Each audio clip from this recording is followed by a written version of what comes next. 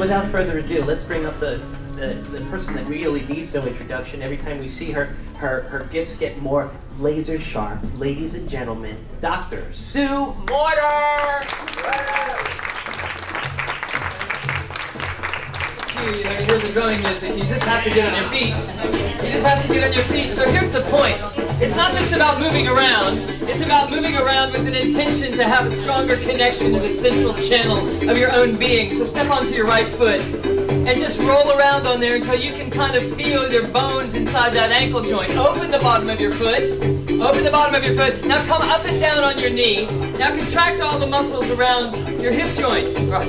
So we did this the other evening. It's just similar. Take a deep breath in up through this leg right into your heart space and exhale it right out the top of your head. And then step onto the left foot. Start to feel the bones in your left ankle come up and down on your left knee. Contract all the muscles around your left hip joint and move it at the same time. When you're contracting the muscle, you can feel yourself in there. Now take a deep breath up through there, just like it's a white tube of light that you're breathing up through the body, right to your heart space, and then exhale it right out the top of your head. Step back onto your right foot. And then step onto your left foot. See if you can build those circuits in both ankles. Kind of come up and down on both knees so that you can feel this happening. Now come up the inside of both legs right up to Mula Bandha, squeezing all those muscles at the base of the pelvic bowl. Now squeeze all that and twist your spine. Now take a deep breath in, up through your legs, as if you're sucking a really thick milkshake up through your legs. And you're going to exhale right out the top of your head. Now squeeze your shoulder blades together. Squeeze the muscles in your shoulders and roll them back. Rotate your spine. Contract your abdominal muscles. Take a deep breath in and exhale. That's it. Now roll your wrists. Roll your elbows. Now just drop into your body. Just let it be easy. You know, the indigenous cultures, they would march around, dance around the fire, just like rubber, just letting themselves fall into the body, spirit in the body. It's supposed to be natural and easy. How has your journey of love been on the freedom of the seas? Now shake your hands, just shake them up. Shake them up. Now scrub down your neck. Contract the muscles in your neck and your shoulders and move them at the same time. Contract them and come up and down. Let them fall. Deep breath in, exhale. Are you ready? Ready to roll? Yes. Sweet, let's go. Fabulous. So, your day is good? Yes. Thank you, John, for your amazing information, your generous sharing right into my time. I love you. I could listen to you all day, and it's a joy to be playing with you out on the open seas. Okay? So, excellent. So we're all back from our little rest break in between and ready to go again? Yes. Okay, very good. So we spoke the other day about the fact that everything is energy and that you are made of energy, and that really what we're here to do is master the flow of energy. We come to this dimension to master the flow of our own energy. Basically, we start with the idea of mastering our internal environment regardless of our external circumstances. And really, all of the conversations and the workshops, the breakouts and the big talks that we've been having have been sharing with us various ways to do that. So we're looking at the macro, we're looking at the micro, we're looking at everything in between, and all of it is in this big picture context of how do we master the management of energy flow? Because everything is energy in all of creation. We are made of energy, and the more effectively we can move the energy of our lives, the more efficient and effective our life experience will be. The more bountiful it will be, the more forgiving it will be, the more automatically transformative it will be, and to the point that it doesn't require courage, and it doesn't require efforting, but it really just requires managing the flow of energy. So this energy is supposed to be flowing through your life all the time. And anything that stops that energy flow is going to create some kind of obstacle that we will then find ourselves bumping up against, trying to find our way around this blockage. The whole idea is, if we can wake up to a higher and higher and higher context, then we can begin to manage the energy ahead of time. We can start to manage energy before things manifest in the physical world, so we can head it off at the pass, basically, rather than spend years trying to figure out an effective way to deal with the obstacles in our lives. Do you follow what I'm saying? Yes. Yes. Do you dig, Mackenzie? Groovy. Right on. Okay, so what we want to do is recognize all the ways that I can start to deal with the pure energy are going to be very, very effective for me. So I'm going to draw a little drawing here to give us a context to point to, because it will allow us to explain more things in a shorter period of time.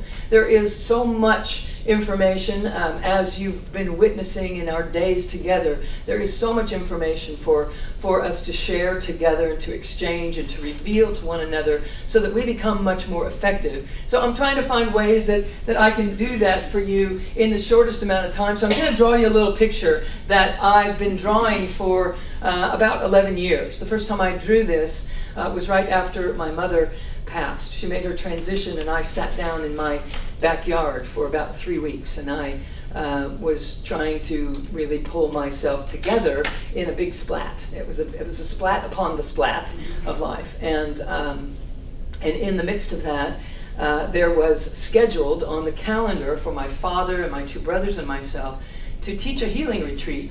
And I didn't want to do it. I was like, I'm not ready. I just need to sit here and be in my backyard right now. And I had an amazing experience in those 3 weeks that I'm going to take just a few moments and share with you, because it was profound. And it was such an example of what I want us to understand in our conversation today, which is that we are made of the energy that I'm speaking of.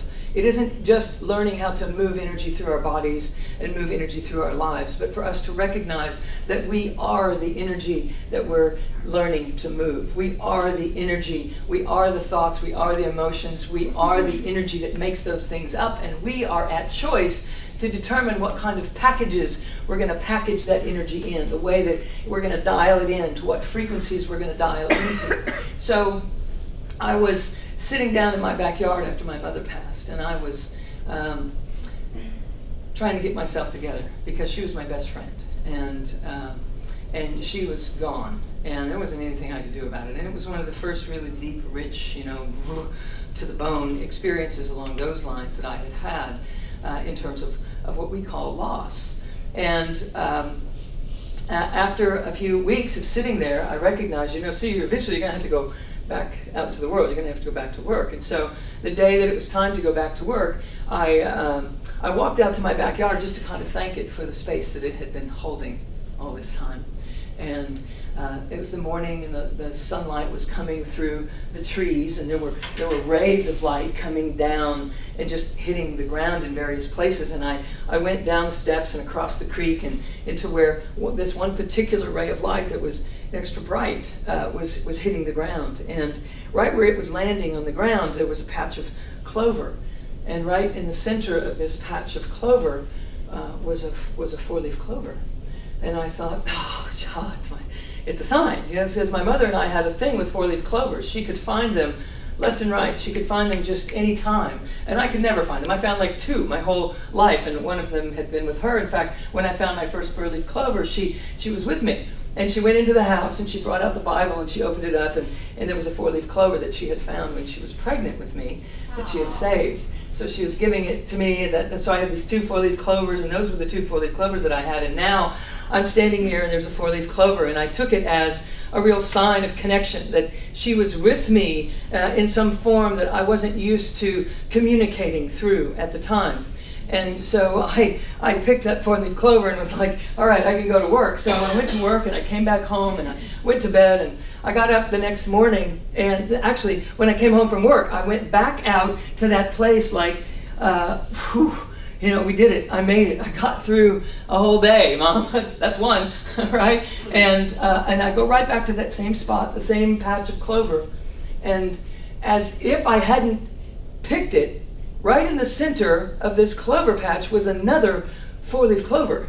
And so I picked it and I went to bed with my 2 clovers. And well, I didn't go to bed with the clovers, but I had these 2 clovers and I went to bed. So I got up the next morning and I'm getting ready to go to work, and I'm getting ready, and I find myself thinking about the clovers. I'm going to go get me my clovers so I can get through day 2, right? So I'm walking down there, and I'm on my way out. I'm going across the patio and toward the across the creek piece to the clover patch, and I stopped right at the edge of the patio, and I was like, wait a minute, Sue, you can't do that because you teach that it's about the inside.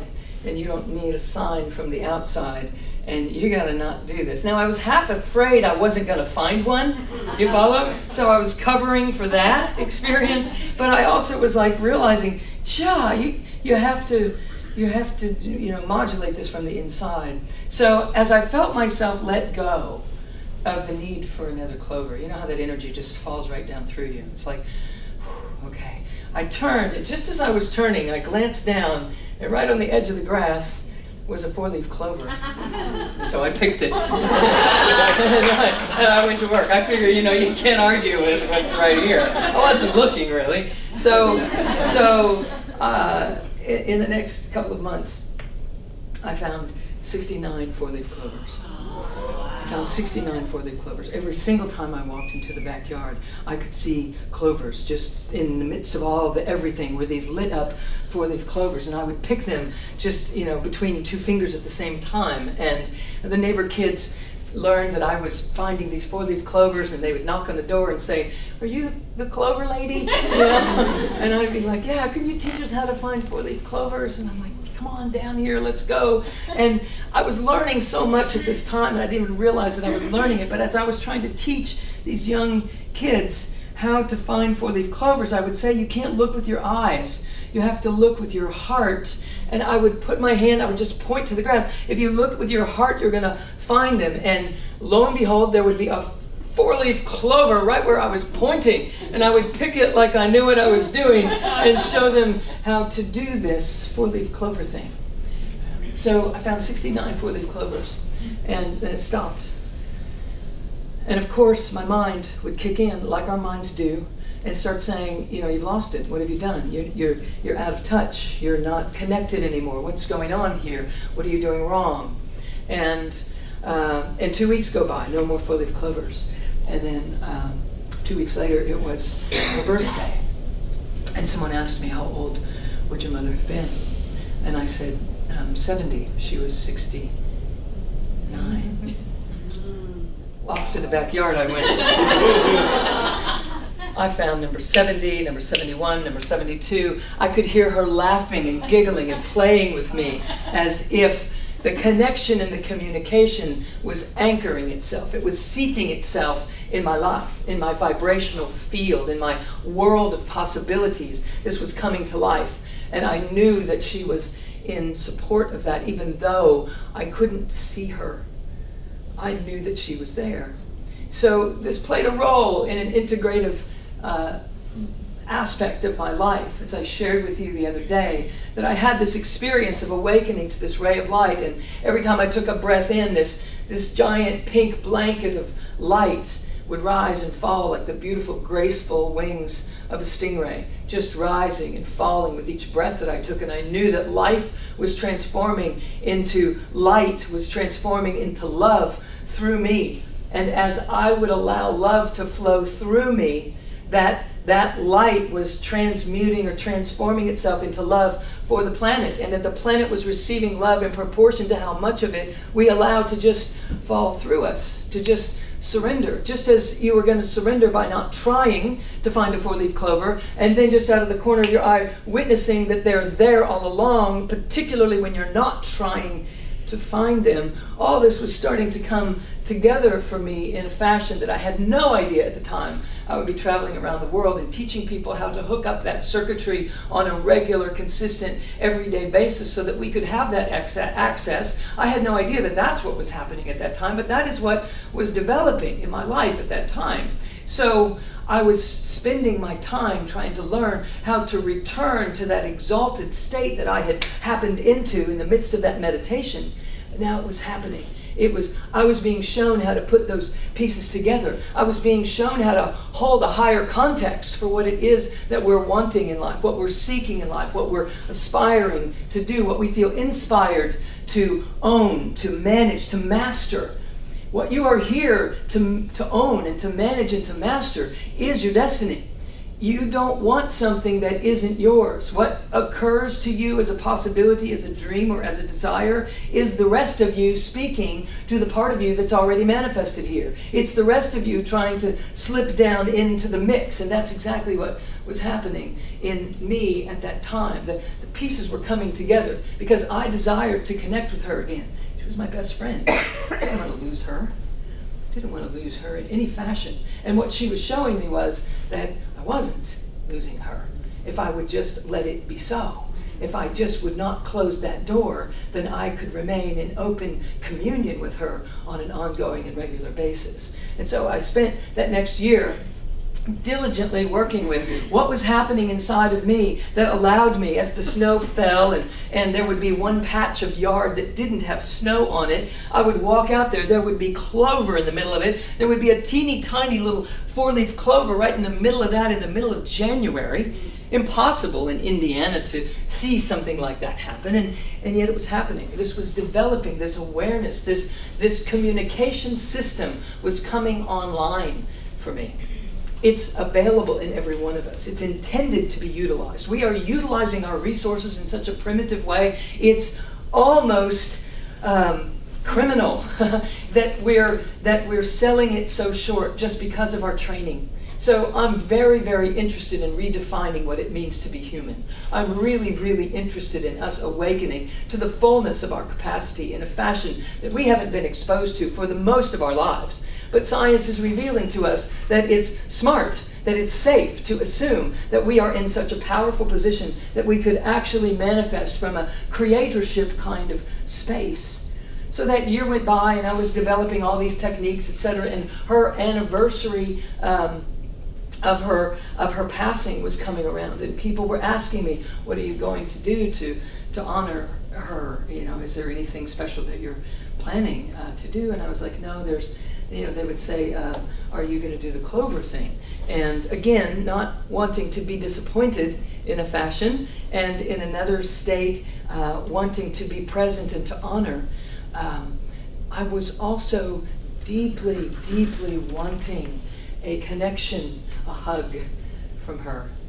So I woke up the morning of her 1-year anniversary, and having been yearning for a hug from her for several days, just kind of out of nowhere, it seemed that was a focal point in my consciousness. And I know that you have these focal points in your consciousness that are occurring to you throughout the course of your days and your months and your years and the seasons and the things that are going on in your life. There is, from time to time, a waxing and a waning and a bringing forward of certain ideas and impressions or desires that land in your consciousness. And I want to invite and instill in you today, even more so than we've been doing so far, just to add on to that it isn't just a possibility. It is an intended reality for you to manifest those things, to manifest the circuitry, to have ongoing, non-stop connection through the veils, ongoing, consistent communion beyond this dimension. This is only a version of where you live. It isn't the whole of your life. It isn't the whole context of you. It cannot possibly be holding the bigness of your being. Your being traverses every dimension. You just happen to be holding your conscious concentration here at this time. So I woke up that morning, straight up out of bed at 5 o'clock in the morning, which isn't something that comes naturally to me usually, or it didn't at the time. I'm usually very awake at that time now, but at that time it was unusual, and I was just sat up out of bed. I slid down onto the floor, looking out this window overlooking the four-leaf clover area of my yard, and I just sat there, and all of a sudden, this arm just rose up like this, and then my other arm rose up. It was as if someone was lifting it, was pulling it up here into this position. I had no idea what was going on. And then my head turned to the side, and all of a sudden the space inside here filled with golden light. It just filled with gold, the most beautiful, pristine golden light. And all of a sudden I could feel her cheek against my cheek. I could feel her skin in exactly the way that it felt as she pressed her cheek against my cheek, and I was literally getting my hug from her. And tears running down my face, and just wanting to hold the space and not try to make any sense of it or figure out anything about it, but just to be present with that was my sole focus. And then it just became complete, and my arms lowered down, and this golden light just kind of dispersed into the space around where I sat. And I was so fulfilled in that moment on a human level, in my body, not as this ray of light exalted high above the earth, but right here in this space. It was as if she was able to traverse through that veil and come present to me here. Prior to that moment in time, she was unable to do it. I could see her in meditation, but she could never get to where I was. And the thought of one of my teachers that studied with Neem Karoli Baba in India, she had an awakening, beautiful woman. She was kind of a crazy Jewish woman living in Brooklyn, and she had an awakening. Here's how she had her awakening. She bought some Jack LaLanne VCR exercise tapes, weight loss tapes. And part of the weight loss program was if she could do some breathing, she would start to move energy and she would lose some weight. So she did a little breathing and she lost a little weight. So she decided, I'm going to do a lot of that breathing and lose a lot of weight. So she sequestered herself up in the bathroom and shut the door, and she was doing these breathing exercises. And she would tell the story that all of a sudden Christ walks through the door, the wall, the closed door, and he speaks to her. And as she tells the story, he said, "Teach always, for all ways are mine." Now, she then tells the story that she says back to him, "I'm Jewish, you got the wrong house." I don't know if she really would have said that if Christ was standing in the room, but the point was this: she was a beautiful woman, kind of a cross between Mother Teresa and Bette Midler. She was just kind of this amazing combination of stuff, right? And she was rocking it in a great way. So she became a great teacher. She came back to the United States. She has built an ashram in Florida. I currently take people to this ashram. She passed 3 years ago and is not there in the physical, but we do deep work in this ashram about aligning the physiology over this energy spiritual being that we are coming into contact with. So back to the day of the anniversary of my mother's passing, and I had my golden hug, and I was so fulfilled from that. I was completely blessed. And about 4 o'clock in the afternoon, I found myself going back down to the backyard to look for some clovers. I'm like, I've had a great day so far. Let's go for this. So I found in 2 45-minute sections of time, 124 four-leaf clovers. I was down there for 45 minutes. They were glowing in the dark. Projectile tears were coming out of me. All I could see was these four-leaf clovers just zinging out. They were white on top of all the green. I was picking them. I wouldn't look at any one of them because I didn't want to lose any of them that I was seeing at the same time. Tears just flowing down my face. I ran upstairs to get a bowl of water to put them in, and I came back down and picked, I don't know how many more, but 124 four-leaf clovers in this moment where I knew that what was happening was my circuitry was being built to perceive through the veil. Do you follow what I'm saying? Yes. Our circuitry is built for that. We are intended to be able to see through the veil. We are intended to be able to manifest, to draw the dream here. It is what we're made of, and it is what we're here for. So, in those days, I began to devote my entire life experience to building circuitry for perceiving through the veil, for returning to the state that I had been in before. And what I recognize is that this energy that is flowing through this physical system runs down through the body into the earth, comes back up through the earth, comes up, rises up through the physical body, circles around the outside, rises back and recycles, is constantly being replenished, coming into the earth, constantly rising up, and it is intended to be flowing constantly. And anything and everything that creates interference in that flow creates a distortion in the energy field, and we are seated inside here looking out through that energy field distortion, and we start to see a world that doesn't get along. We see a world that doesn't support us. We perceive incorrectly. So the number one reason that there is pain and dissonance and duality and polarity in our lives that lands itself as dissonance and addictions and imbalances chemically, etc., is because we are misperceiving the truth, the biggest picture. So I want us to kind of set a context here in our conversation time this afternoon in a fashion that allows us to perfect the misperception, to perfect the perception and align it more accurately. Does this make sense? Yes. Because as we can do that, we start to see that this is practice ground. This entire life experience is practice ground for us to learn how to manage the energetic flow through this body in a way that it is stable regardless of the wobble in our external world. Science is showing us that the external world is 100% a byproduct of our own. It is a reflection of our own consciousness. So we get that, and we understand that we get tapped into some ideas that are pretty lofty, that are pretty empowering, and they feel like, wow, I could create my own reality. But with that also comes this idea of, whoa, does that mean that I have created the reality that I've been living in so far? Does that mean I made that happen? Does it mean that I caused this to occur?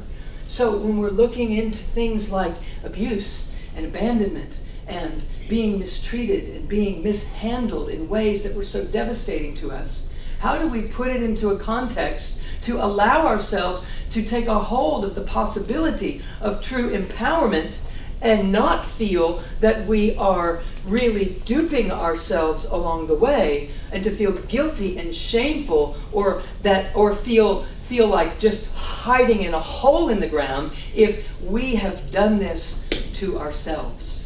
Do you follow? Yes. Do you follow the balance of the challenge of that?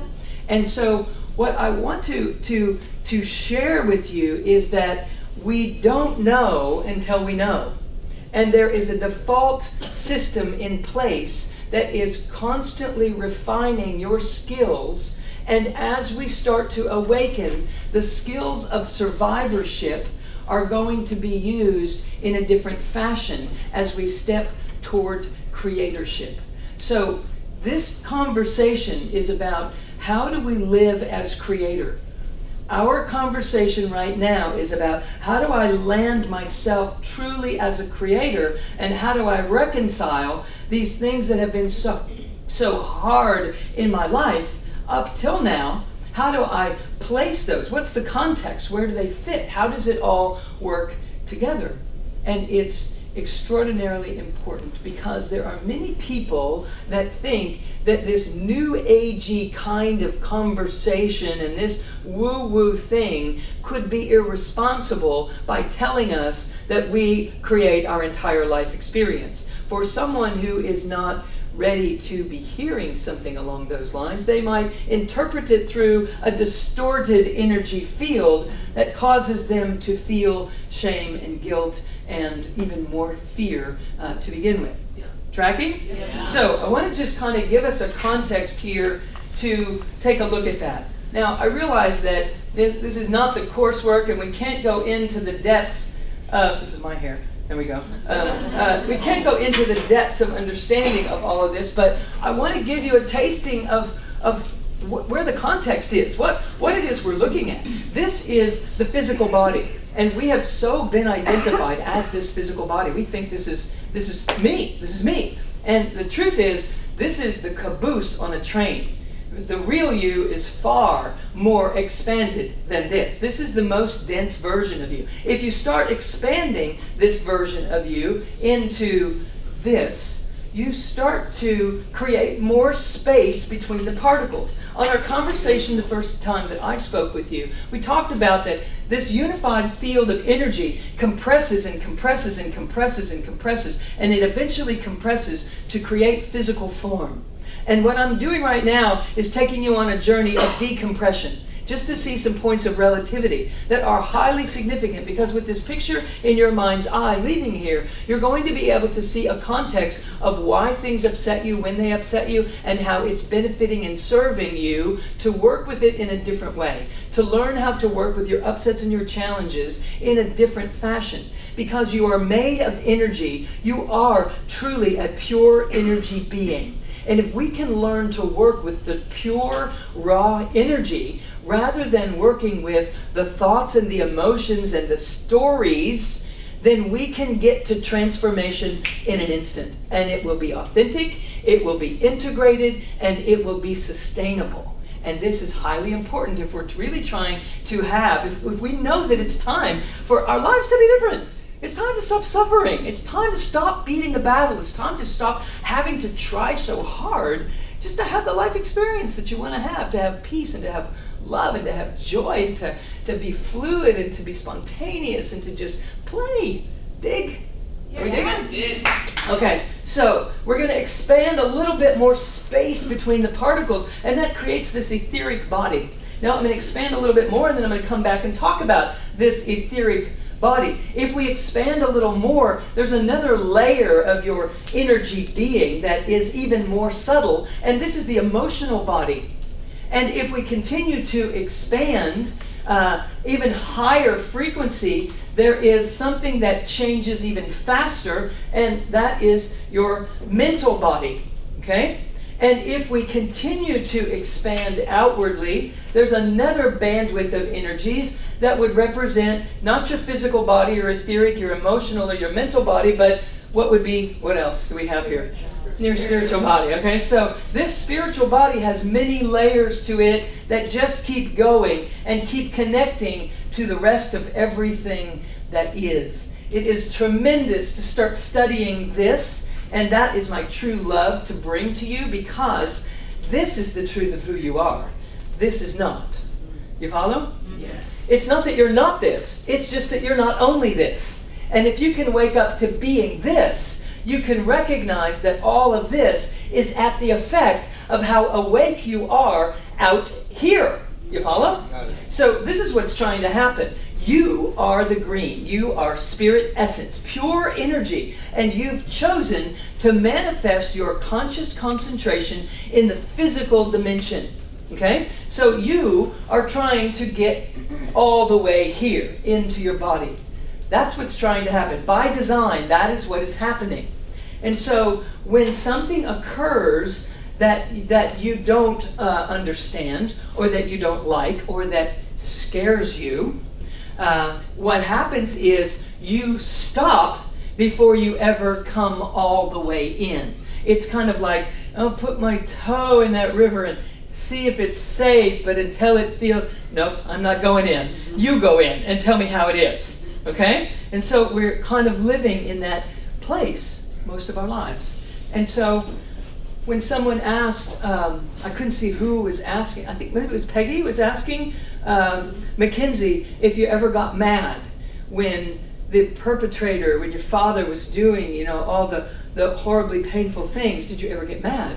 And what I want to say is that we can't get mad if we're not even here. We can't get mad if we can't get all the way in to the feeling tone body. We keep escaping. We keep coming back out to our expanded safe zone instead of coming in and really landing here fully.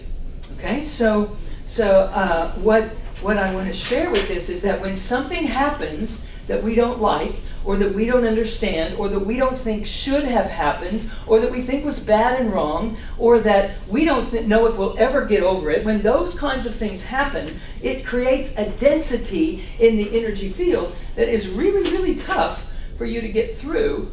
And this high frequency energy just bounces back onto itself. It just stays out here. Follow?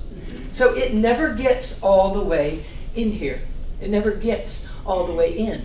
So we talked about epigenetics a little bit the other day in the workshop. I might have mentioned epigenetics in my first talk in this room, but what I want you to get is that at the cellular level here, the cells have little radio antennas on them that are picking up radio stations. They're picking up information, okay?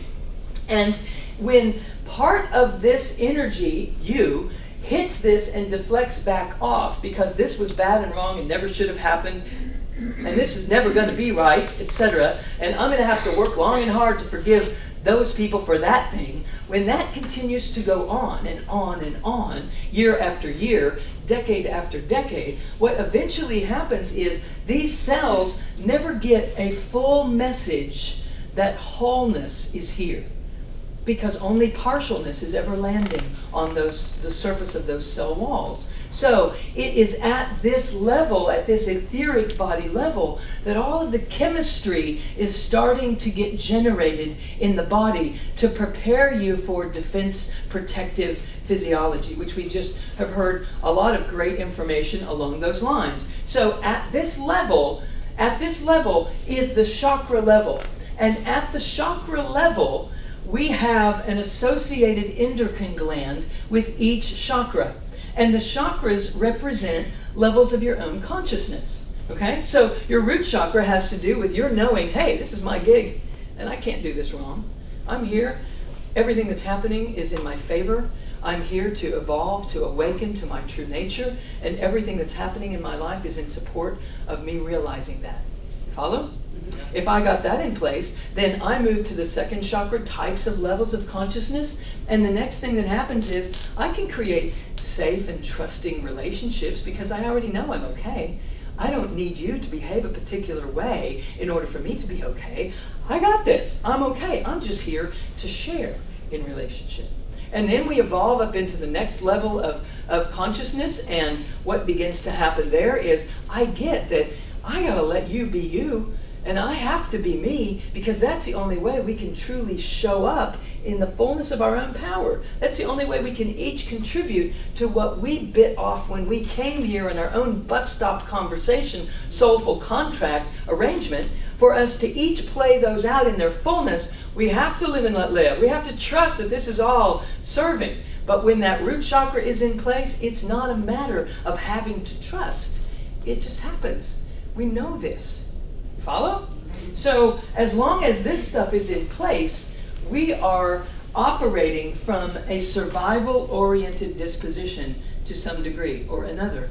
Follow? So we know that the power of forgiveness is huge, and that we have to emit this vibrational frequency of love out into these things, because when we do, it starts to dissolve them. It starts to dissolve this. I have a highly sophisticated term for this, it's medical terminology. I call this gunk, all right? You got gunk in your energy field. When the gunk is in the energy field, you deflect off and you don't completely land in the physical body. Make sense? Yes. And as long as those little radio antennas are picking up on a partial message, they are constantly at this etheric body, chakra system, endocrine system level, constantly creating the perfect recipe for chemistry to keep you in a state of defense and guardedness. So this individual can try to stop worrying, but it will be very, very hard for them to do, because somewhere along the way, conclusions were drawn that this is not safe, that I am not safe, that I have to perform in a certain way, things have to go a certain way, I have to be hyper vigilant about making them go a certain way, and if they don't, I'm in danger. Follow? So here's what another thing that Mackenzie, you were talking about. It was just so beautiful for you to share so richly and rawly and deeply. Thank you so much again for all of that. It's so beautiful. And I heard people talking about how amazing that was to be in the presence of such a real rich conversation. And thank you for doing that, because that is at the root of every one of our lives. That story in magnified sense is the story of humanity. We land, we splat, we disperse. We have a misperception at that dispersed level that causes major freak out. And in that major freak out, we are either going to retreat or we're going to come out fighting. But it's the false self that's making either one of those choices. So we have to learn how to quicken, anchor, and rise in our integrated fashion. So Mackenzie would talk about having highs and having lows and ascending and descending. You use those words, ascending and descending, through that whole process. And what I want us to get is that there is an energy center above your body and an energy center below the physical body that also represent you in subtle form. So there is an energy field. There's a chakra rather here, the 10th chakra. There's a chakra here, the 8th and the 9th. And 8, 9, and 10 are holding the whole space for you to do this life project in. So when you are looking for faith, if I can facilitate you in a fashion that will allow you a physical allocation to direct your mind's attention in a way that will stabilize the wobble. To stabilize the wobble happens when we have something to hold on to, right? So we talked the other day about Mula Bandha, and that Mula Bandha allows you to feel a sense of stability without having to hold on to someone or something. That you can feel your own resistance inside your body, and you don't have to create resistance in the outer world in order to know who you are. Because we learn who we are through resistance. So if I can start to feel that within myself, I'm going to stabilize and tether this energy in such a fashion that I am going to know who I am walking through this life without having to get the feedback from the outer world so much. Tracking? So then my life becomes less conditional. My life becomes less manipulative. My authentic self can be here and be available for feeling and experiencing love when I'm not trying to figure out how to maneuver you so that I get what I need and so that I feel safe in the world. Okay? It's not enough to do that. It will eventually exhaust our system. So we have to learn that there are energies beyond this physical world that we are here to wake up to. We come here so that we can wake up to the next dimension. Do you get that? Does that make any sense at all? We come here in the physical world to wake up to ourselves in the non-physical world, to wake up to a greater and greater subtle, more and more subtle version of ourselves. Because when we can be in touch with the subtle realm, we can start to sense that energy as it's getting blocked, or as it's shifting or diverting around, or as it's dispersing. We can pick it up on a subtle level with our sensory system and know what to do to shift that so that we can change things before they manifest here in the physical realm. Tracking? Yes. But we can't do that as long as we're living out here in Stuckville, Egoville, Splatville. That's what this box is around this individual. It's keeping us with only a toe in the river. We have to learn how to come in here. To do that, we have to find a higher frequency than this to do it. And we have to have our coordinates set to the physical body at the same time if we want to draw this energy down and let it land in the body.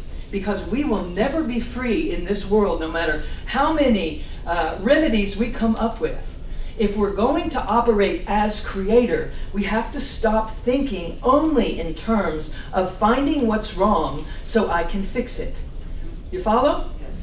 Because every moment that I'm looking for what's wrong, I'm going to get good at finding what's wrong. And then I consider it a successful project to get busy fixing what's wrong. And I feel little forms of success along the way. But 15, 20, 30 years can go by and you will still be looking for the next thing that's wrong and have more sophisticated techniques of fixing that and still feel like we're evolving, and we will be, but we won't be evolving as quickly as we can. We won't be evolving as rapidly as we are intended, because blink, blink, it could be shifted. And if it's taking longer than that, it's because we're identifying as a more dense version of ourselves than we could be.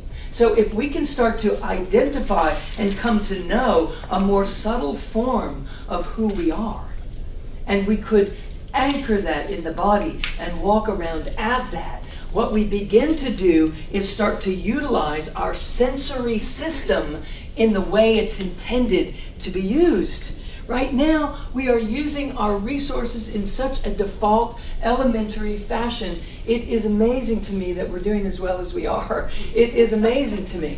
I mean, we are some real troopers because we're vertical and we're smiling and we're loving each other and we're finding happy, joyful moments, and we're going about it the hard way. I mean, the fact that we're still here is pretty amazing. All right, so I'm completely inspired by finding and sharing ways to work with higher and higher frequency energies, but embodying and embodying and embodying and embodying them along the way, so that we don't just lift up and out of here and feel blissful, but don't want to have anything to do with paying our bills, don't want to have anything to do with consistency, etc. You follow? So we have to be the both and. We have to be walking in both worlds, and we have the circuitry to do that. We have the circuitry to do that. We just haven't been shown how to do it in thousands of years. For thousands, tens of thousands of years, that information hasn't been awake on the planet. But at one time, it was.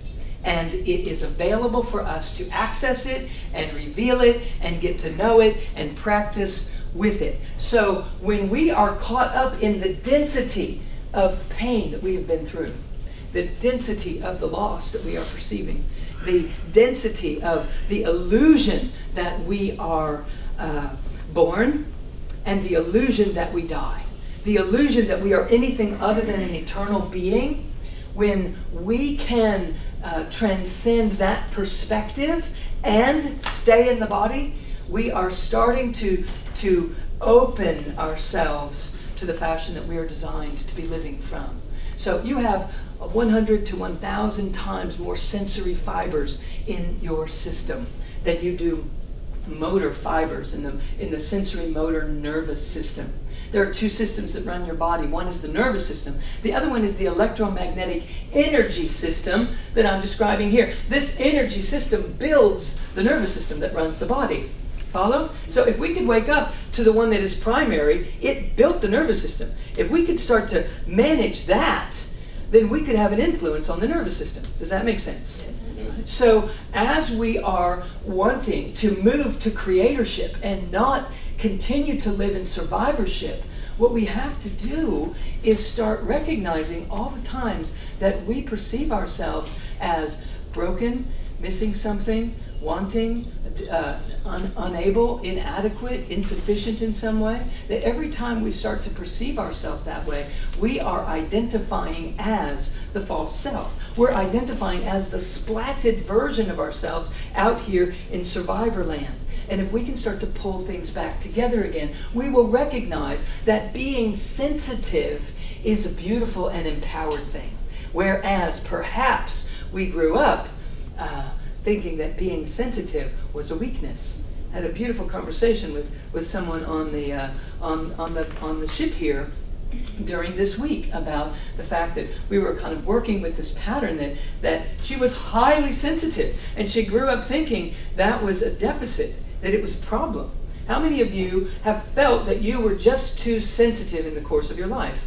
Now, the reason that it felt like you were too sensitive was because your external environment couldn't support the level of sensitivity that you were already awake to. You came in awake to that. So I just want to say that there's never been a better time, you have never been more supported than to access that sensitivity again and bring it out as the leadership that is needed in our culture at this time. those that have receded and retracted and withdrawn because we thought we were being too sensitive, it is time for you to reveal. Because there is a wobble happening in our external culture right now that is the perfect opportunity for something new to birth. And that sensitivity will show up like a wobble inside of you. So this is what I'm going to recommend. Number one, we have to come into contact with this and this and this energy. So we're going to do a little exercise this evening before we're finished about how to access that, how to be in touch with that to some greater degree than we were before.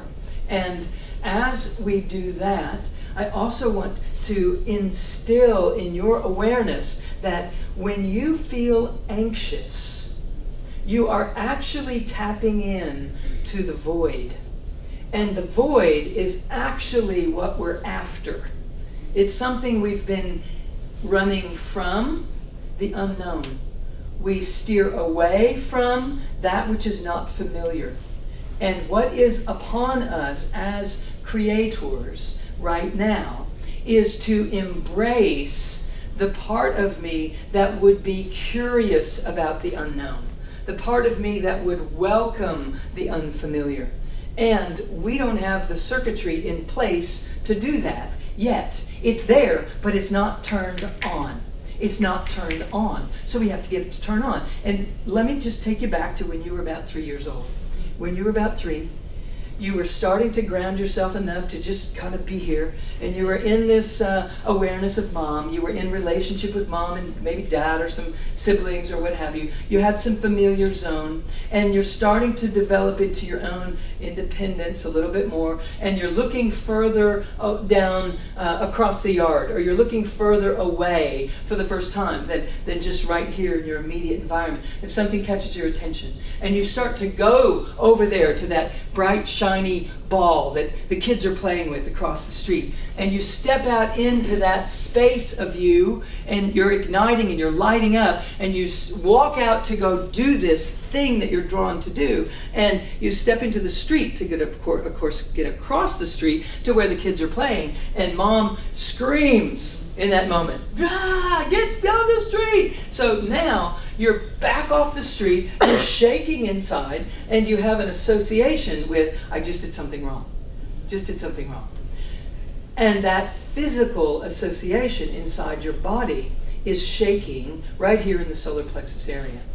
Well, the solar plexus area is your independence. It is the part of you that is ready to bring your version of God, source, energy, pure possibility, your own divinity, your purpose out. It's this part of you that's going to allow that to happen. So if this is shaking and you're trying to go step into your independence and you get in trouble, now you have an association with, I'm in trouble when I step into my own independence, right? And so I'm not going to do that again, because last time I did, it freaked mom out in a big way. Okay, so here we are. We grow up as adults. We're in the same patterning. We're still in the Splatville. We start to feel something here, which is actually your personal power trying to come online so that it can steward the rest of you into this body so that you can walk around as your whole self landed. You follow? It takes personal power, personal identity, individuation to do that. You have to be the individual that you are while you're still part of the big stream, of the big ocean. It's both and. So that both and never gets to take place if the solar plexus never gets to light up and do its thing. So the moment you start feeling this, when you're 25 or when you're 35 or when you're 45 or when you're 55 or when you're 65, the moment you start feeling this, you automatically go away from whatever is causing that to happen. So I would love for you to leave this conversation today knowing that when you feel this, that's your sign to step in, not out. You got it? Yeah. Okay? Okay, whatever you say. Mula bandha, and it'll be easier, okay? So what has to happen is we have to be able to discern the difference between a solar plexus trying to come online and a warning sign of trusting your gut that this is not safe. Yes. Okay? So I will tell you this on the biggest context, and this is a pretty radical statement, on the biggest picture context, there is nothing that is not safe for you. You are bigger than everything in the physical dimension. Now that's a pretty radical statement to make. But there is nothing in the physical dimension that is bigger than you. Because you are this. And this is the physical dimension. You dig? Oh. Yeah. Oh. Okay? So the only way that can start to be manageable, workable, doable, something that can live alive in your life is if you integrate, if you embody. You have to land, you have to come here, you have to let all these circuits start to light up. And when you do, when the solar plexus comes online and you can step into something and know, hey, I will know when I get there exactly what I need to do. If I'm called through desire, through some sense of purpose, but I get pushed away because it scares me, if I'm stuck right there and repeating, I'm inspired to go do this, and yet every time I step in, I have to come back because of this, then this is a solar plexus circuitry issue. Do you understand what I'm saying? So if you're mula banding and you're breathing up and down through the central channel constantly and consistently in your life, you are constantly building circuitry that will ultimately cause this solar plexus to say, okay, is it time? Am I ready? Am I good? Is it good? Or, no? Okay, fine. I'll just sit back here and breathe some more. And then the day will come when this will be going and you'll be like, yep, here I go. Okay? So have you ever found yourself in a situation, somebody's creating an invitation or asking you about something, and you can't believe that the words that are coming out of your mouth are, yes, I'm happy to do that. I'm sure, I'll come. Yeah. What are you saying? What are you doing? Are you crazy? You don't know how to do that. You'll never be enough for that. You follow? You follow? Ever happened to anybody? Or is it just me? Okay? So I have said yes in situations where I knew my life was going to collapse behind me. I knew it was not going to go well. But I also knew there was something here that I had to do. And I never would have been able to say yes so freely in that moment if the circuitry wasn't in place to do it. I would have said, no, thank you. You know, that's for somebody else that can do that. And I'd still be sleeping in my closet on the floor. You follow? There's no way I'd be talking with you guys here.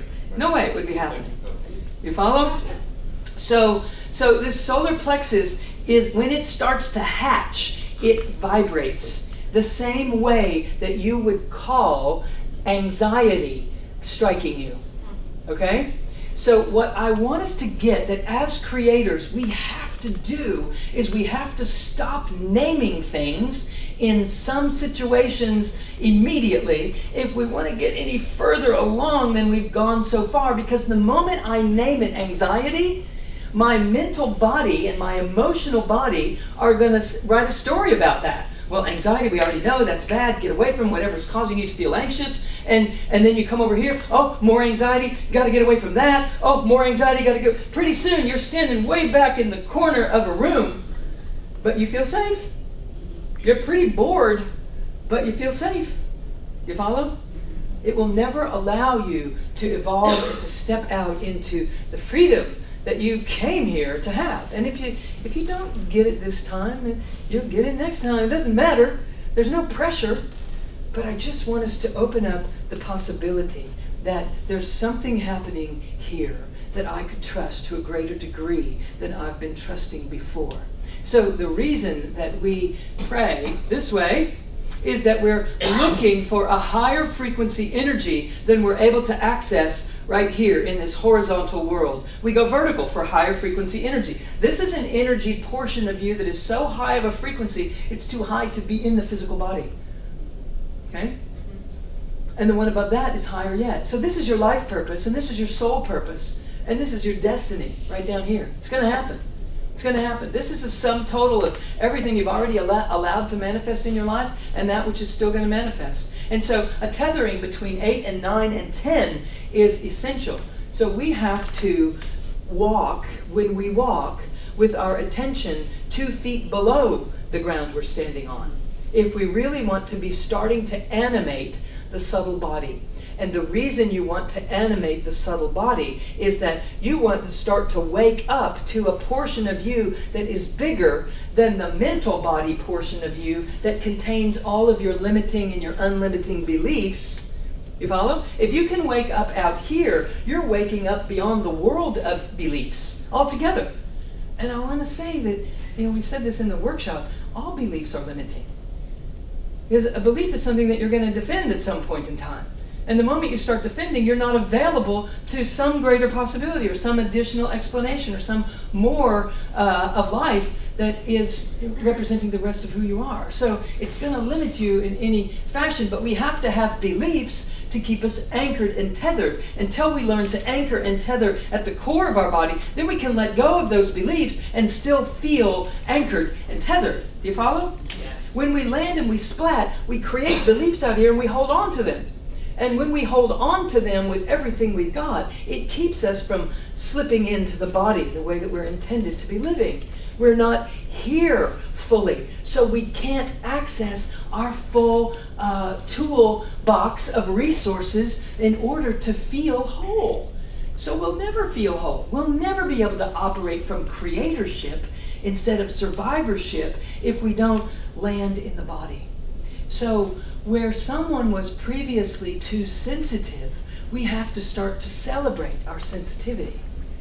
Where someone was shy, we have to start to celebrate our willingness to step back and not have to shoot out of there before we had some wherewithal, before we knew what we were doing. You follow? There is goodness in guilt. There is goodness in shame. They have anchoring capacities. The other day in this room, we talked about anchoring instead of angering, right? We talked about anger was an anchoring energy. Guilt and shame are also. They are heavy energies. They're keeping you grounded. And when you can see the role that they've been playing, they no longer have to play that role. And they just dissolve because you recognize they've been a placeholder, not letting me get by this life without dropping fully in to my authentic self. Do you follow that? Yeah. It's a heavy energy that's keeping you weighted. And if you will just allow yourselves to learn that heaviness of that emotional state, if you go with it, it will take you into your body where you're trying to get in the first place.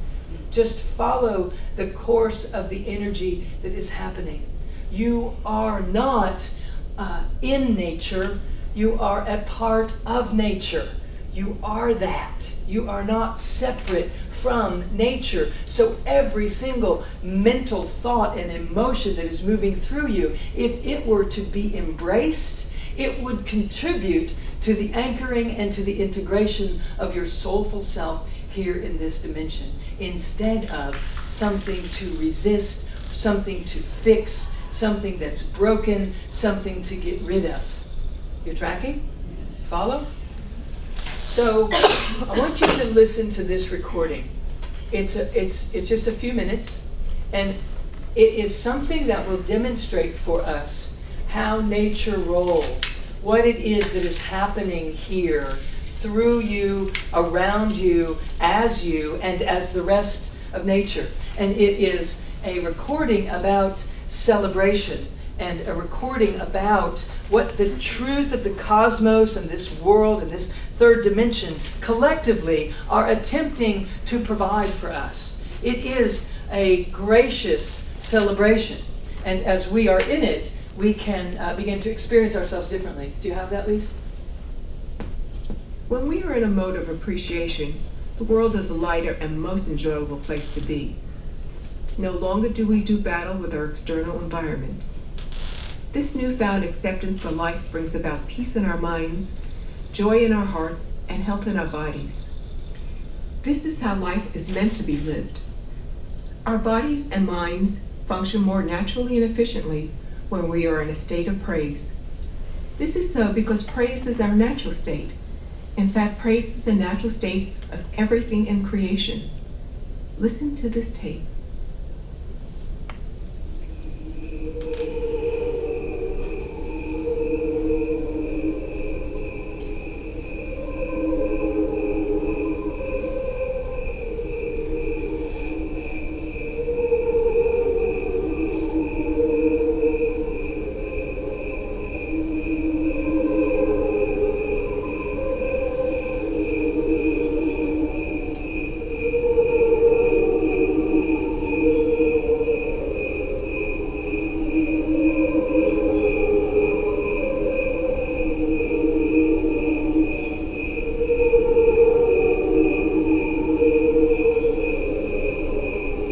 you are hearing is a recording of crickets.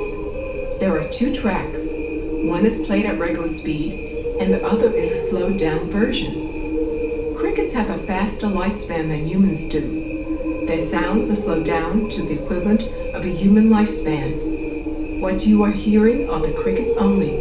No instruments or voices are added. Listen.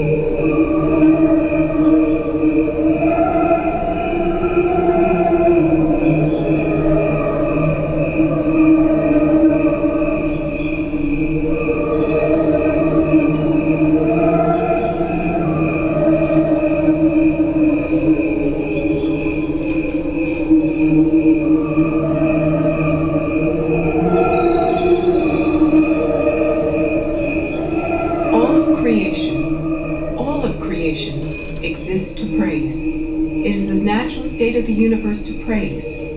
Everything in creation, the rocks, the trees, the crickets, are all singing glorious hymns of praise to their Creator. Those whose senses are refined enough truly know that heaven is at hand, right here and now, all around us in plain view, waiting for us to open our eyes and see, to open our ears and hear, and to open our hearts and feel. The infinite light of the Ascendant that is inside of you is inside of everything, just waiting for you to recognize yourself. It takes a great deal of courage to see yourself as you truly are. Are you ready to see?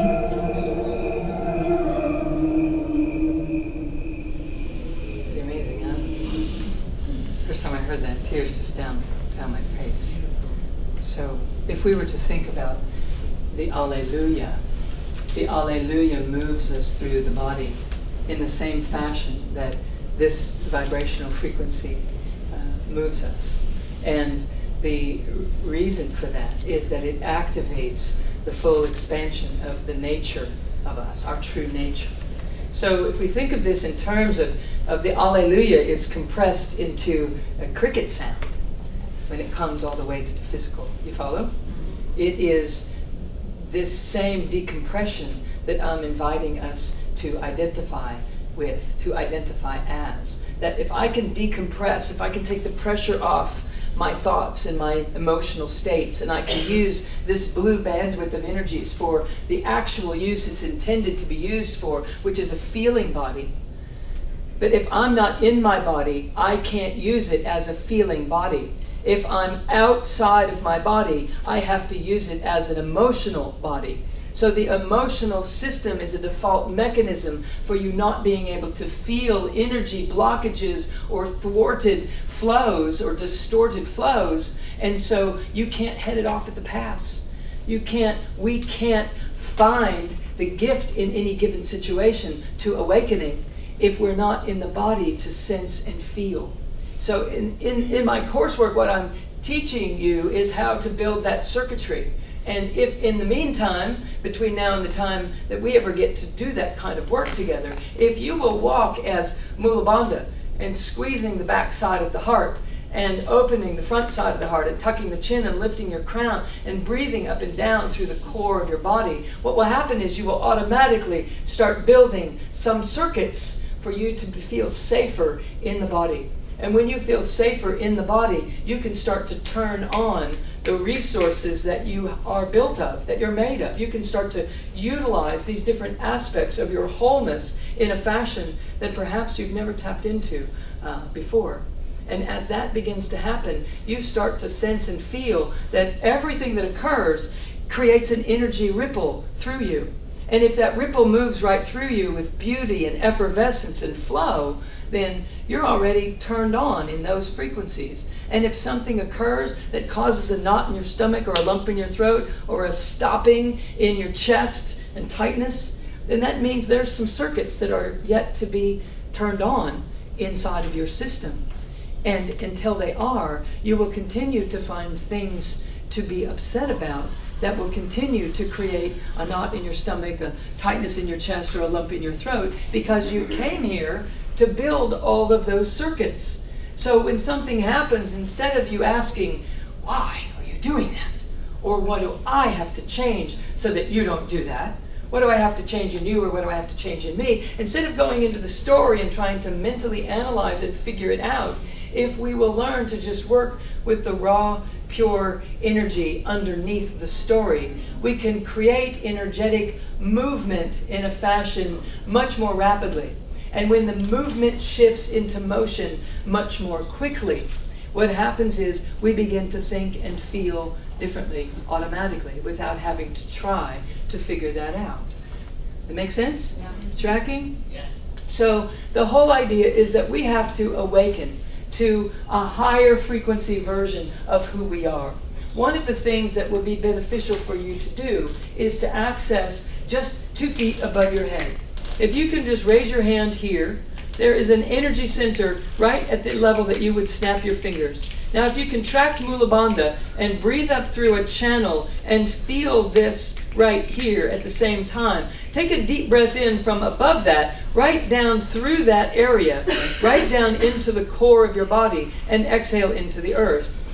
And take a deep breath in from that same distance beneath where you sit, and breathe it up through the body, and exhale right back up to this space. So now memorize that place and bring your hand down, but pay attention to where it is up there. And take a breath down into your body from that place, 2 feet above your head. Now, this 8th chakra is also called the North Star. And in our ancient writings, when the North Star has been referenced, it truly is a referencing of this subtle anatomy. And to follow this is to build the circuitry to be able to sense, where am I supposed to be moving? Where am I supposed to be walking? Where am I supposed to be thinking? Where am I supposed to be residing in this world? So as I breathe down from this area into the body, I start to develop a sense of flow into the body. And when I can establish that sense of flow into the body on a regular basis, it's constantly going to land inside this system and rise up as the wisdom that is our great inheritance. It's our energetic inheritance on a soulful lifetime journey perception on that scale, and it is also our inheritance from our parents, from our mothers and our fathers, and the genetic tendencies that we have collected, and we have landed in the place where that perfect recipe, the stirring of that pot in perfect communion, will outpicture as the life unlimited that you're here to live, the reason that you came. It starts to reveal itself to us. So by breathing higher frequency into the body, letting that fall down through the body, and starting to direct your attention to the vertical version of you, withdrawal of the senses into the inner realm instead of directing all of our attention to the outer world, allows us to cultivate this energy and allows us to build the circuitry to support it. Because when we can sense it and feel it on a subtle realm level, we are now no longer subject to this physical world in the determining of our life experience. But we are drawing from high frequency energy and the deep wisdom that is rising up from within. You dig? Yes. So I wanted to, I'm barreling a lot of information your way this week, and I wanted to just have a moment to see if there were any questions that you had that you wanted to exchange about in the last few minutes that we have together. Yes? So I was wondering, in meditation, when you're meditating, which kind of breathing would you do in meditation? Like coming from below or coming from above? Yes. Repeat the question. So the question is, do you breathe from above or do you breathe from below when wanting to meditate? So there is, in some of the introductory coursework that I do, and some of the introductory materials that I have back here, I show you how to do exactly both. Because we want to draw from above. Inhale, like let's just find this spot right here. Inhale from here down into the body.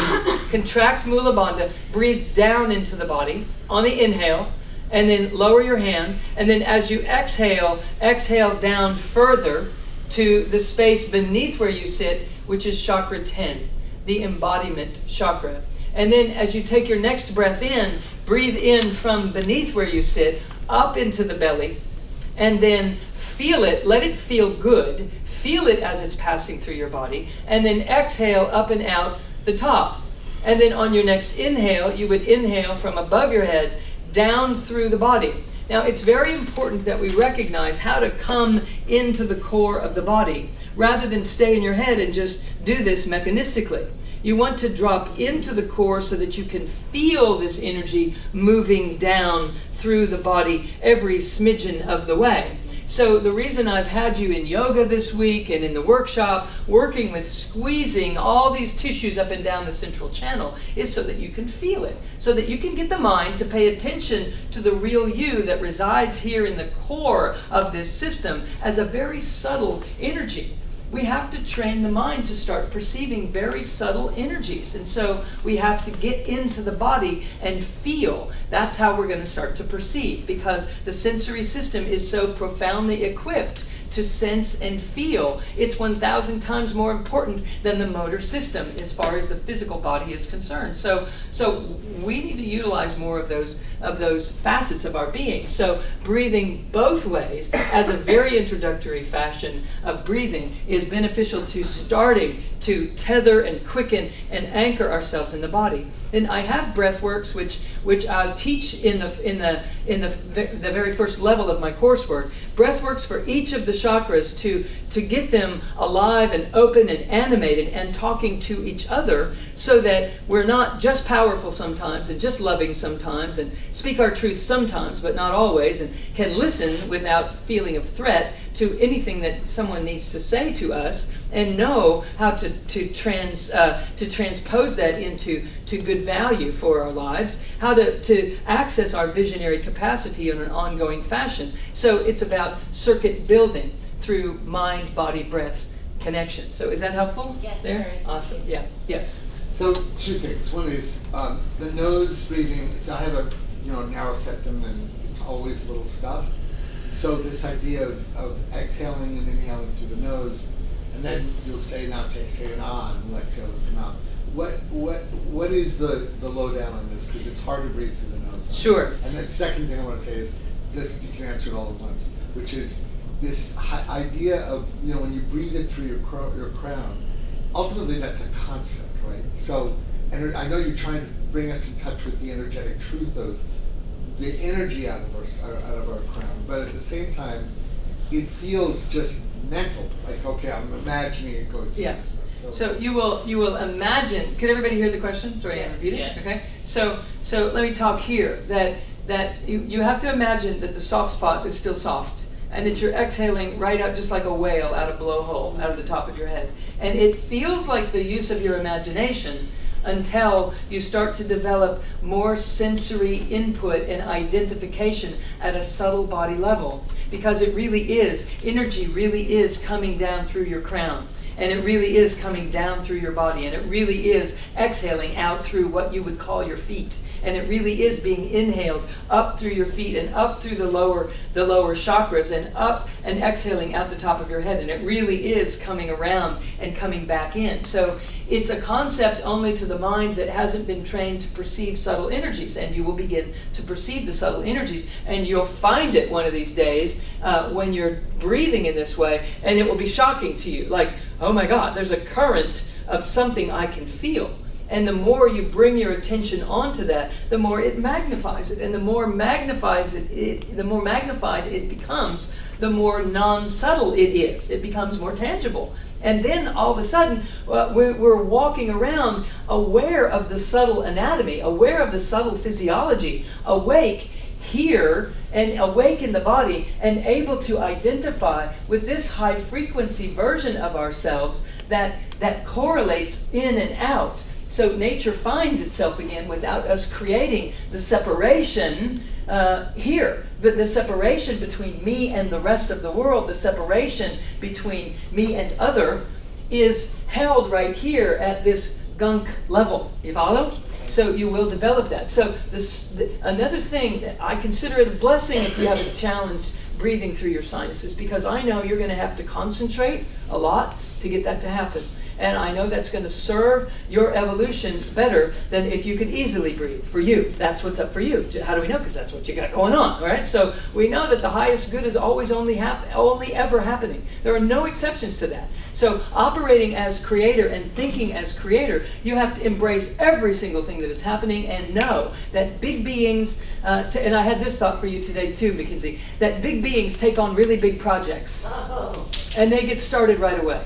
You follow? Yeah. So we land in an environment where we're going to be challenged right from the get-go, so much so that we don't know right from wrong, good from bad, truth from illusion. We're just in it, swimming, drowning in it, etc. And when we put our feet on the ground and rise and quicken and anchor and rise, there is a greater gift to humanity than any other resource. You follow? So Gary, what's going to have to happen is you're going to have to slow your breath way down.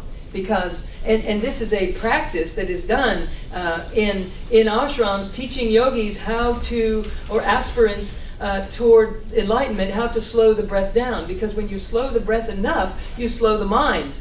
And when you slow the mind, you stop that ceiling fan from rapidly rotating so fast that you can actually access your way up and out beyond the mind field. So you have to slow your breath down to do that anyway. So you're equipped with a built-in assurance that that's going to happen. So you slow your breath down enough that you can breathe through that blocked sinus, and you're going to find yourself so precisely focused and so laser-like in your body, it's going to change your life. It's going to change your life. But it is recommended in and out through the nose. Yes, for these purposes. We're building circuits, and so if you're breathing in and out the nose, the breath is going to pick up enough speed going through the turbinates of the sinuses, and it will propel it to the bottom of the lungs, and the bottom of the lungs are innervated with nerve endings that calm you down. The tops of the lungs are innervated with nerve endings that tell you to get ready for the bear in the room. So we want to breathe to the bottom of the lungs. So breathing in and out the nose activates that part of the nervous system and gets it on board with what we're trying to familiarize ourselves with, which is, I am not a threat here. I'm okay. I'm an eternal being, and I'm just here for the practice. Look, I just came into this game to have some fun. So it allows us to step into that physiology sooner than later. Okay? Helpful? All right, other questions? Yes, yes. Is it not our objective to open this channel to the higher, and the higher we go in, say, 9 and 10 chakras, we're bringing it into the size of our being? Bringing it into your own physiology.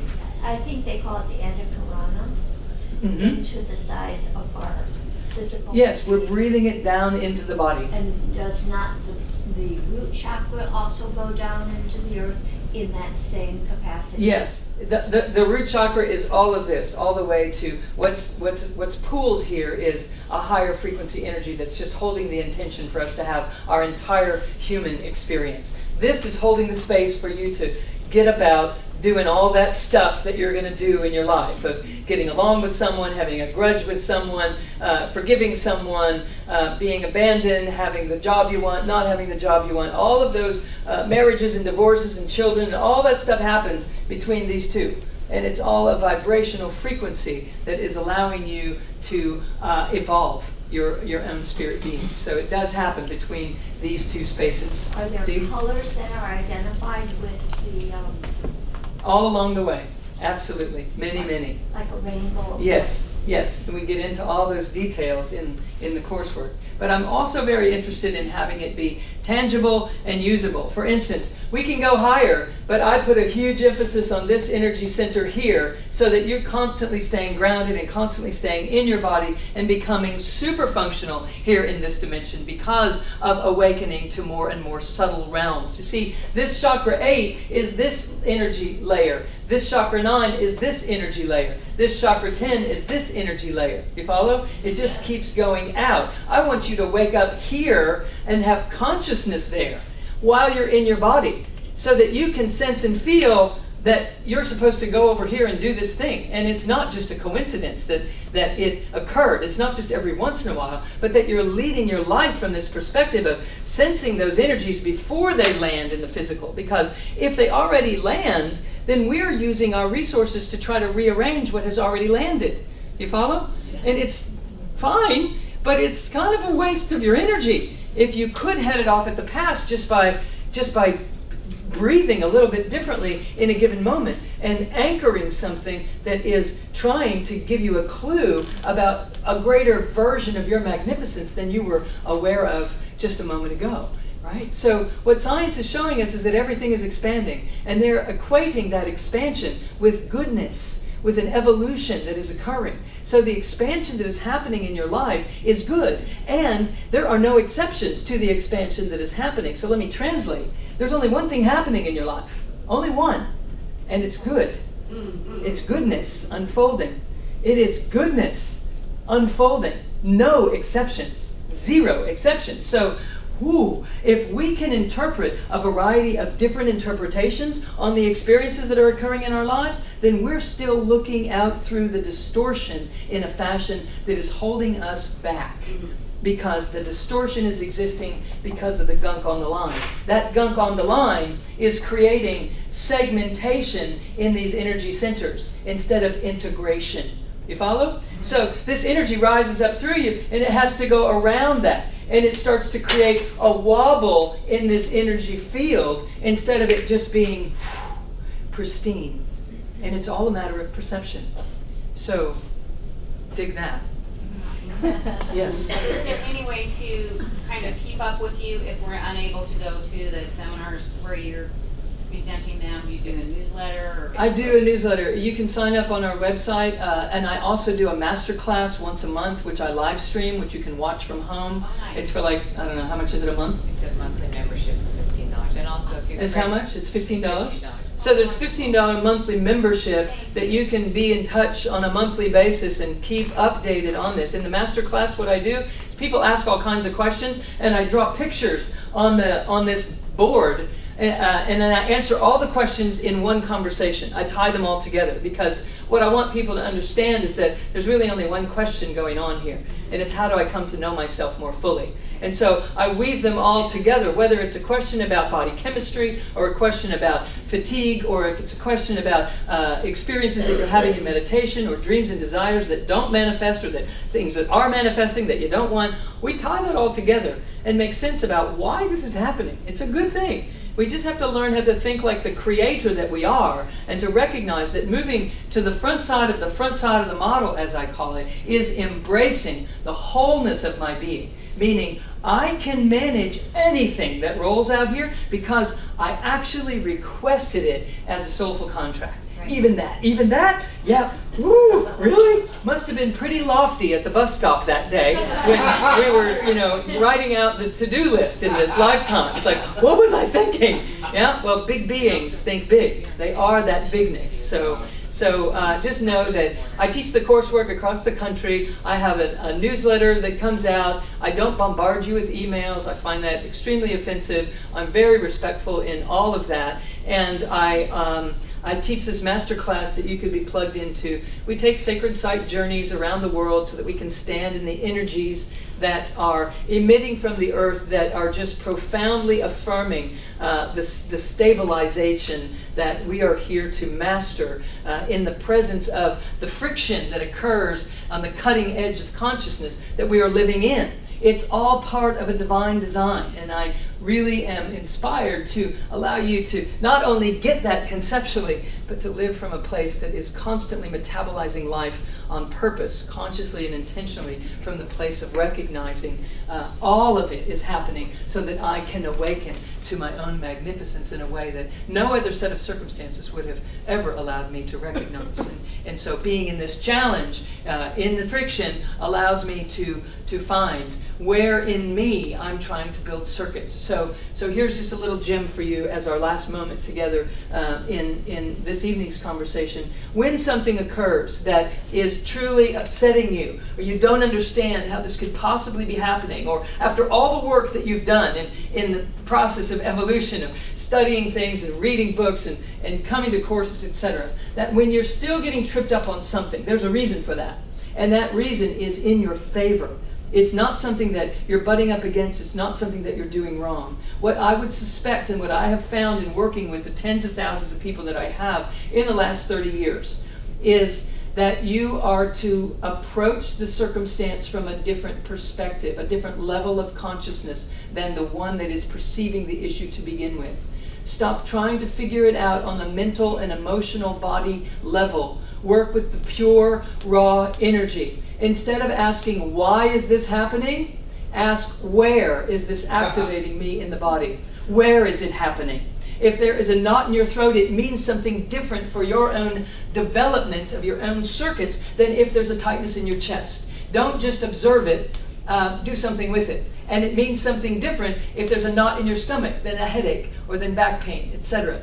Don't just observe these things, do something with them. And the thing that I would encourage you to do with them is to squeeze it back and let it know that contact has been made, because the soul is trying to speak to the mind through this body.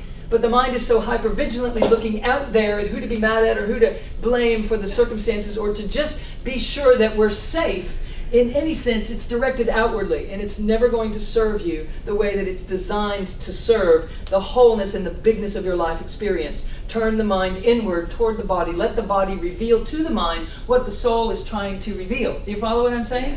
So if it gives you a knot in your stomach, you squeeze it back, and you get in the game. You get on the collaboration train and work with what is happening. Because if you don't, you'll end up with a gut problem or a throat problem or chronic sinusitis or digestive issues or migraines or you name it. Or if it goes on long enough and has enough power behind it, it will be a chronic degenerative disease of one sort or another. But that is what those are. That is all that those things are. They are an effect of you not coming home and coming completely into the physical realm and using your body to guide you in how to do that. So we begin. We begin by squeezing it, breathing the breath of loving presence through the area that is talking to you in that moment, and it's a great place to start. Yes, one last question? I was just doing something. You were just doing something else. Okay, so just practicing. Okay, so it has been a great, great joy to be with you guys this week. It has been amazing for me. I want to thank you for your yes,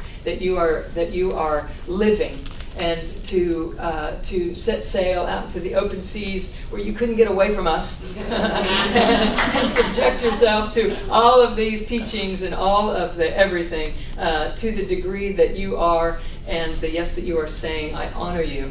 I want to thank Richard and Michelle again. I don't think they're in the room in this moment. Are they? Not here? So I'll thank them again later tonight. But I truly want to thank each of you. I've met some amazing people. It's been a wonderful journey together, and I look forward to sharing with you what I have come to know in the last 16 years very intimately about how to live into your magnificence and trust that everything is supporting your very process of doing just that. So blessings to you all.